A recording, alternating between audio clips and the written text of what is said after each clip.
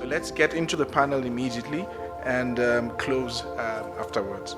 So I'd like to call on the panelists for the next session to take their seats, please. The title of the panel is Healthcare Records, Patient Privacy and Security. And the panelists are Lynelle Bagwandeen, Group Company Secretary and General Counsel at Netcare, Gabrielle Rosario, Chief of Staff, Life Sciences and Healthcare at Deloitte, Simon Spurr, CEO at FOLUP, Dr. Pienaar, Chief Medical Officer, Anglo American, and last but not least, Dr. Etienne Van Wyk, Program Manager, Healthcare, Africa, Frost and Sullivan. My first question, and Lynelle, you mentioned POPI and you mentioned there's a lot of other legislation as well. Now, for those of us who have clinical backgrounds, we know that the Health Professions Council has always had certain expectations from healthcare professionals to treat patient information with the privacy that it requires. But how does POPI now impact on other stakeholders within the industry? Because my thoughts are, and correct me if I'm wrong, that really from a provider perspective, it's not really going to change the landscape tremendously. So I think it will change the landscape tremendously, okay. But I think as a prelude to that, perhaps we should just look at what the current dispensation is managed by. So apart from the ethical obligation to treat patient information very confidentially and to have the necessary measures to ensure its security, the National Health Act has been in place forever and a day. And if you look at Section 14, it specifically requires patient information to be treated confidentially and not to disclose it without the patient's consent. And of course, in terms of Section 17, that if you do keep records, they're appropriately managed either electronically or in hard copy. That's underpinned by the constitutional obligation to treat information privately, and then you have all the other pieces of legislation, the Medical Schemes Act, and I'm not going to go into the specifics, the Children's Act, the Mental Health Act, etc. When I make the distinction between the current regime and POPI, I always draw the distinction that POPI is about two things. It is about personal information and processing personal information, whereas the current dispensation is about protecting medical information. So POPI draws and casts that net so widely. It's about every piece of your personal information and special personal information. So from your email address to your home address to your spouse or next of kin's detail. So it's almost like I need to have permission to have a conversation with you or any person before I share that information. So it is going to have an overwhelming impact because processing is equally broad and you need to have all the necessary measures to keep all forms of information appropriately and strictly bedded down. Now, you've used the word appropriate twice, and I've picked that up from the little bit that I've read about POPI, and does this mean that the regulators will take into consideration what kind of organization you are, and that will depend on what is regarded as appropriate measures? So maybe that's just my mistake and habit of falling into the use of the word appropriate. So I think what we can only do is use the Act in its current format as a guideline. The draft regulations haven't been published. So the regulations are basically your map as to how to comply with the Act. But no, there are very distinct guidelines in terms of the 8 principles on processing information, and you have to have security safeguards that are impenetrable. So let me not lull us into a sense of complacency by using the word appropriate. Okay. A breach is a breach. If you breach the information by losing a hard copy file or losing your mobile device or having your electronic system hacked, you have breached POPI. Now, Simon, one of the words that I've heard mentioned today many times, which I'm very thankful for, is the word of, people have used the word collaboration. And I think when we start talking about the connected health space, not just in South Africa but globally, there's still a lot of collaboration that's required specifically from the ICT industry. So how does that impact on the ability to secure information when you've got an industry that's so fragmented? And I mean, healthcare is already fragmented, and now we're adding layers of fragmentation. So how does that impact your industry and the funded side specifically? Yeah, I mean, I think it's a really relevant point right now, not only in South Africa but globally. So if you look at most healthcare systems, fragmentation is a nature of the beast, and I think everybody's striving towards the same goal. However, people are going about it in different ways. So I think where we are right now in South Africa is there's a lot of innovation that's taking place. I think there's a lot of work that's happening both on the patient side and the provider side, and then from the funder side as well, and the hospital groups. I think the tricky piece right now is actually being able to create that collaboration in an efficient way. Patient collaborative care is difficult enough in a manual methodology. So just referring upward or downward through the chain, doctor to nurse, nurse to doctor to specialist, is difficult enough. So I think the real role in terms of POPI and the regulation around patient privacy is going to be around consent. Yeah. And consent is going to be a huge multifaceted layer that needs to be applied across any technology. Consent means different things as well. So this is your area to go into the details. But merely consenting to use a technology platform is not enough anymore. You need to take adequate steps to provide that you're looking after your end users' data. And then the patient has got to decide where they want their data to go. So if you want to be part of a collaborative care model, as the patient, you're the one who's actually empowered to enable that, which becomes really interesting because a lot of patients want collaborative care and a more efficient or more cost-effective healthcare model, but not everyone's going to be happy that their information's been shared with multiple providers. Yeah, I think, Gabrielle, that leads to my question that I have for you. I mean, we're seeing mega trends in healthcare where people are moving towards healthier lifestyles, and we know what the potential of wearables are with activity trackers and fitness and that kind of thing. So from a consumer perspective, if we accept that products and services globally in healthcare are moving towards consumer-driven types of products and services, how do you think consumers will react to this idea of sharing information? And where do we draw the line between what is shareable and what isn't? I'd start with the constructive mindset and the patient's mindset. At Deloitte, we do a study which assesses the type of patients out there, and what we're moving towards is the empowered patient. That was a term coined by Tom Ferguson in the early 2000s, and it talks about a person who's playing an active and participative role in their healthcare. That's quite an audacious goal when you think about getting people to change their behavior, particularly in a more unsophisticated environment, but adopting technologies that help you take ownership of your own health. I mean, at the end of the day, you're responsible for yourself. It's a big cultural shift, and that will take time. And it's also a generational shift, and technology and the pace of technology is enabling that. So I'd start with that. And then the second thing, I think that where consumers will go is, what is your intent? So if we go from consent to intent, it's what is your intent with my data? And we see different games being played out there. On one side, it's about collaboration and collaborative care and having a single view of the patient, which is fantastic for efficiencies.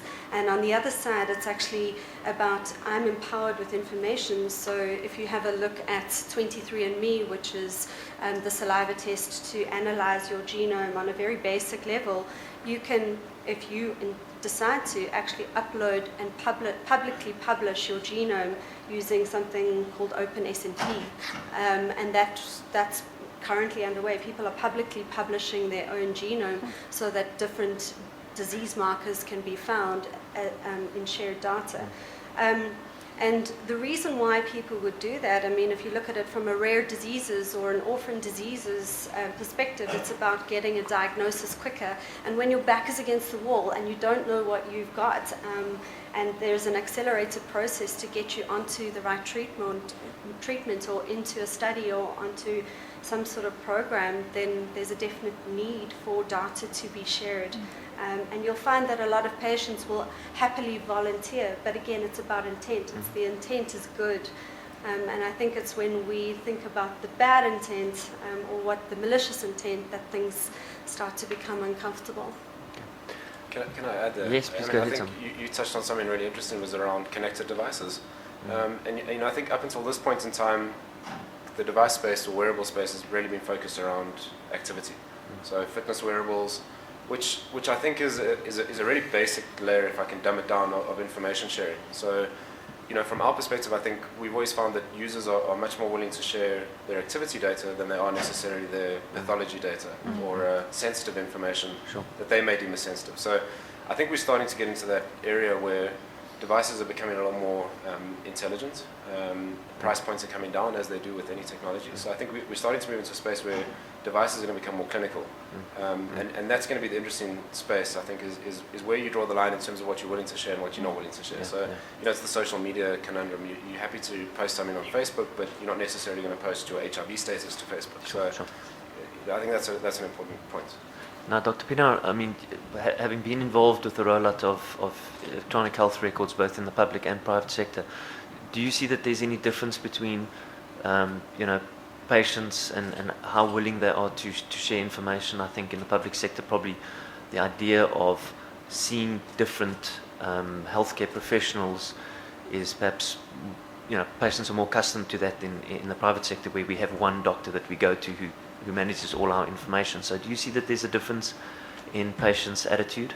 I couldn't help but listen over lunchtime about how people would declare their medical conditions on chat forums and social media, and then we hear at the previous panel that there's actually people analyzing that and coming up with, so Big Brother is watching, when I clicked on that button that says I agree to all the terms and conditions, did I read those 10 pages? The reason why I want to say that is what happened now with Poppy, and by the way, not all of this has been promulgated in South Africa, so we still got some breathing space. But the reality is suddenly I'm faced from my medical scheme administrator with a new consent form. And I'm now in a catch-22 situation, because if I don't sign it, I don't have my medical cover. But if you read what is in there, it actually gives them carte blanche. When I go to the Netcare hospital and I have to admit my son into the hospital, I'm faced with a similar document, and I sign away all my rights. So what I want to say is, as a patient, this is all coerced consent. When I go onto Facebook or on wherever social media, I may just be foolish not to read what I'm consenting to. But often a patient does not have the rights when they are there seeking help. So there's this dichotomy, is that previously we never asked consent. When I put on my doctor's hat, we never asked consent that I may keep your paper record. Yes, we were governed by ethics and other laws, and we still are, but we were never asked. Now suddenly we confront the patient and say, you now need consent, and I ask you, what has changed? What are you going to do with my data? So I'm very suspicious now about this.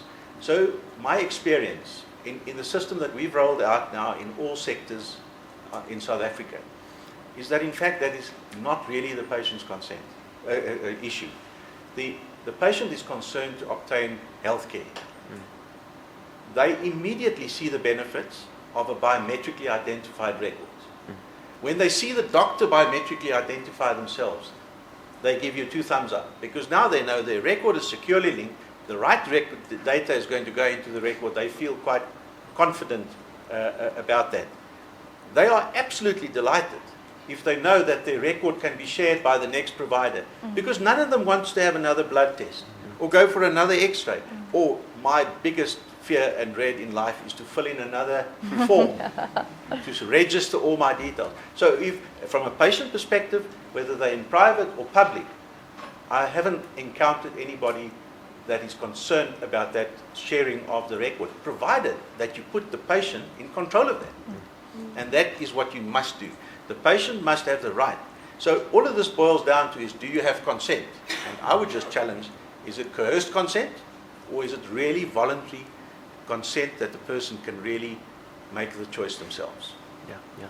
Now look, I mean, when we're talking about, again, the fragmentation of platforms and electronic health records, surely we should be in the position, Simon, where, in the same way that we accept friend requests and connections on LinkedIn, surely on a platform like that, we should also be able to receive requests from different stakeholders, whether it's a a provider of healthcare services, or it might be a data analytics company, surely you should have the ability to be able to give that consent and say, yes, I will share my information with you, and then I can also choose if that is identifiable data or de-identified. I think absolutely. I mean, the patient, as you're saying, doctor, is that the patient should be in control from day one, from step one. So if they are approached virtually for a healthcare provider to connect with them, it's their decision whether they want to or not. So I think a lot of the focus has been seen through the eyes of the insurer or the funder, let's say. But we've got to break it down to who the actual person is impacted in the end of the chain, and that's the patient. So the patient needs to be in control of that from every step.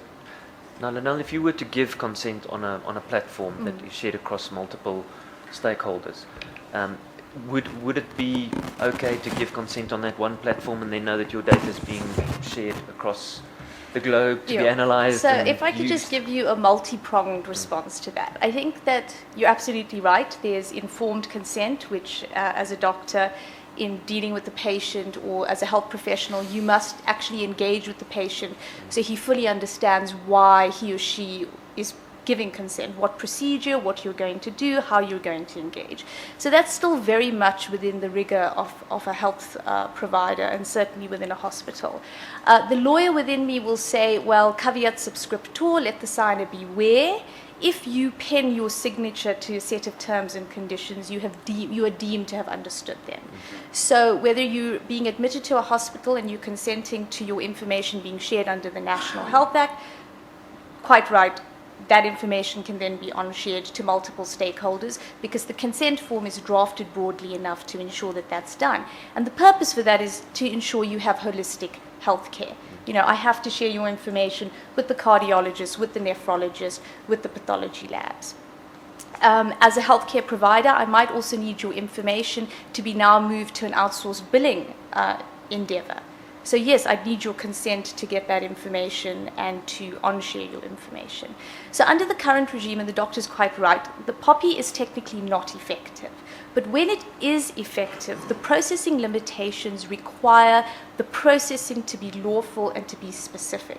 So once you give consent for your information to be used, it can only be used in the specific format that you have explained to the patient for billing, for appropriate care and treatment, and for your holistic healthcare needs.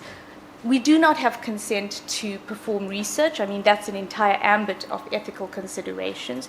We do not have your consent to use your information for our own internal statistical monitoring, and unless you give us that consent, no. But on a centralized platform, of course, that would be very possible for multiple stakeholders to be able to send that request for you to share your data. Correct, but in terms of POPI, that would be a processing limitation. So you're going to reprocess that information. And the consent is specifically tied to a particular type of processing. If you then modify, use it for another mechanism for which you have not procured consent, you would technically breach POPI. Now, Gabrielle, I mean, you mentioned earlier, the intent, and do you think if there is a good enough business case, or not even business case, but healthcare case, do you think consumers would then consider or be more open to sharing their data, even if it's in a de-identified way? Absolutely. I always say that there's 3 elements to managing a chronic illness. The first one is the diagnosis and treatment. The second one is the admin and finance. And if the illness won't kill you, the admin and finance will. And the third element is the psychosocial elements. But going back to the admin and finance, if there are efficiencies in there that actually can reduce my stress, reduce my anxiety, enable me as a patient to get quicker access to healthcare, then that's fantastic. So there is an example of intent that's going to benefit me as a patient. But again, it's requiring a sophistication or a mature understanding of what the healthcare system is about. As I said, I'm a veteran patient. I've seen the inside of many, many hospitals and have sat waiting many, many hours and dealt with many, many medical insurers. And I think it's actually taken time off my life when you look at it holistically. So, I think that I'm well versed in the mechanics. I have the luxury of working in healthcare to the average patient who is conditioned by the old school's kind of symptomatic healthcare model, which is patriarchal, this idea of taking ownership is a really big step to take. And I quite frankly think it's the responsibility of the players in healthcare to start educating patients of the impact of these new legislations, and also what steps they can take to become more conscious. Yeah. Now, I mean, the previous presentation, we heard once or twice the use of the word computation. So one of the new sciences in the way in which we analyze data is computational systems biology.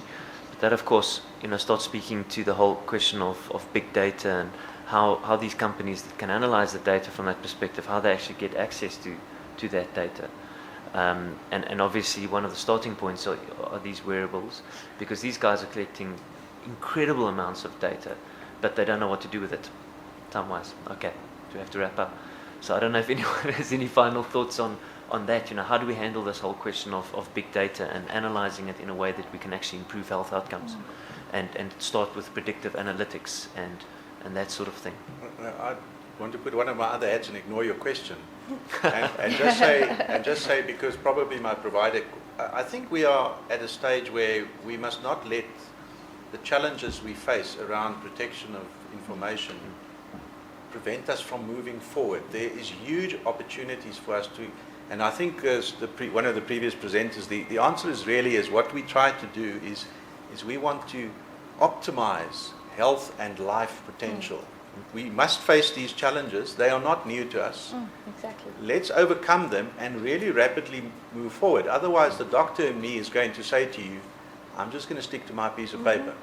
And we will not go forward. And by the way, the notion that doctors all contribute to the same system, if there are two doctors in the room and they agree, they're not both medical doctors. All right, so again, the idea of collaboration across all stakeholders is absolutely key to this whole issue. Is there anyone who wants to ask her? My name is Esther and I'm from Grant Thornton. I've just got one question. Everybody's talking about the e-health and having one record that can be, transmitted from one provider to another provider, so you don't have to look at fill out all the forms. Now, in terms of POPI, you've got a responsible party, and the initial party that collects that data is responsible to make sure it's secure. Now, if we go along the value chain, that party are going to need to make sure that whenever they transmit the information, that the next party is actually going to make sure it's secure as well. So what is the effect going to be if you look at the balance between the cost of security and complexity versus actually having an e-health system with efficient processes? Because I think there might be a bit more complexity than just having one system that can share information. That's a tough question. I think those kind of business cases are exactly what has held mobile health and electronic health back. I think, from my perspective, I think where we need to move towards is centralized platforms and not have to share it on to the next vendor and the next vendor. To have one central place where people can access their records and where those whom they give consent to access those records can also do it. That's the only thing that makes sense. Yeah, if I can say, that's exactly what we've done. You have to give the guarantee to the provider of the record, the doctor or the healthcare professional, that record will be secure, but the patient can allow a next provider to access that record to continue with it. And for me, it's just unthinkable that we don't overcome this, because otherwise we will just remain stuck where we are. And we have demonstrated absolutely that it's possible. We cannot ignore the fact that patients move between private practitioners, they move between public and private, they move between NGOs. We even now see how they move between public and public. And do we want to pursue multiple versions of records which that are not actually confidential? So paper records by default are not confidential. So there's a better future for us if we actually allow this sharing of the medical record, and there are good technological solutions. There are good ways to secure information and encrypt it so that you can limit your exposure to risk. Yep. That's exactly it. I mean, legally, you're never going to mitigate every legal risk. You just have to take the necessary measures to do your best to manage them. The liability will always lie with the initial data collector, but like a contracting, subcontracting mechanism, you subcontract that risk, you get a back-to-back guarantee or indemnity, and make sure that your consent is drafted broadly enough to facilitate that transfer of information. Think you can do everything you can do to secure a record. You rightly mentioned that you can give a guarantee that you will make sure your record is secure. I think this morning there was on the news that 37 million records from the Adulta website were published publicly, and if I was perhaps, let's say, an HIV patient and my record ends up in public and I lose my job because of that, what kind of redress can I get as a patient if that happens, regardless of all the guarantees that you put in place and security? Okay, can I just say, I find it unbelievable that somebody has a health record system and they don't encrypt the clinical data. You have a damages claim, you would be able to claim for pain and suffering and any reputational harm that you as an individual has suffered. One of the threats currently to the healthcare system is litigation. We are aware of that because the Road Accident Fund is in trouble because of litigation. So the next to go down is the healthcare system. We cannot afford that. So what does IT, or is this not opening more avenues for litigation? How do you manage that risk? Because there's serious fears around the budgets of health. I mean, if you look at the quantum of litigation vis-a-vis the available budget, it's very scary, it's very apocalyptic. I'm happy to address that. I think there are three ambits of litigation that the state and providers face. You've got the medical malpractice litigation, and that's a question and it's a debate over delictual issues and where does liability and where does fault lie. And I think that you can never ever move away from that, because if a patient has been harmed, every patient has a right to claim restitution for the harm alleged that he or she has suffered. You then have compliance litigation, or litigation stemming from non-compliance with law. I think often that doesn't end up in court, but you can pay an admission of guilt fine. But the point is, ignorance of the law is no defense. If you've breached the law, you must account. So similarly, if the state breaches the law, if a private individual breaches the law, you have to account for why that happened and make the appropriate retribution. And then finally, there's contractual litigation. If you cannot come to a mediation or arbitration settlement in terms of the contract you've concluded, you have to go to court to redress your grievance. So that is democracy in play. I mean, the nature of courts is, if you have a right that you wish to have instituted because you do not feel it's validly protected, you must litigate. And I think any attempt to curb that would be encroaching on individuals' rights from a constitutional perspective. If I can just say that I can categorically give you a guarantee that using a longitudinal shared electronic medical record will reduce litigation risk. We can show you how the quality of medical records improve. Just the fact that a doctor finds out that he cannot delete the note that he's made, that he can see the note made by a previous doctor and that his note will be read by the next doctor, immediately improves the quality of records. They move away from all the nonsense, and by the way, you can read everything that they've written. You put in business rules at every point of transaction. Every result can be analyzed for what should be the proper response. So you can actually bring in preventative control to make sure that somebody spoke about a pap smear, that a pre-malignant condition was not missed because the piece of paper was lying under some filing system. You can actually alert that. If it's not being responded to, you can take it to another level. You can do real-time auditing of data and health records. And I think you will prevent your litigation risk. Statistically, it reduces medical errors, so quite right, from a medical malpractice perspective. I agree. I mean, I think there's so much focus right now looking at the negative side of what could happen with data. But if you look at the system right now, everything is so manual. Patient files are kept in hard copy versions, which go missing. So if you walk into a state sector hospital, there's a good chance that a file is not available to you within a couple of minutes or within a couple of hours, or chances are that it's not there at all. So for me, technology's got to be an enabler. It's got to drive better process, and it's got to, dot the I's and cross the T's, and therefore make systems more efficient. Yeah. All right. Well, thank you very much, everyone.